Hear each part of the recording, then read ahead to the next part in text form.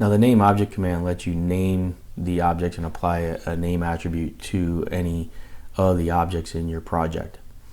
So that's also on the CAD tab under data. It's called name objects.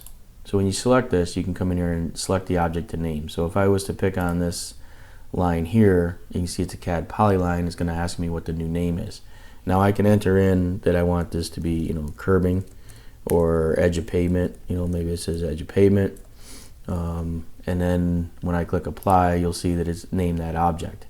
Now you can also name by picking other objects. So like if I was to select this curb line, you'll see here that it's asking me for a name. If I pick this piece of text, you'll see that it renamed it to CG12. So it makes it easy to come in here and pick these objects and then pick a piece of text, and I can rename that. So if you had lot boundaries or building pads, you could quickly rename these objects using this command called name objects.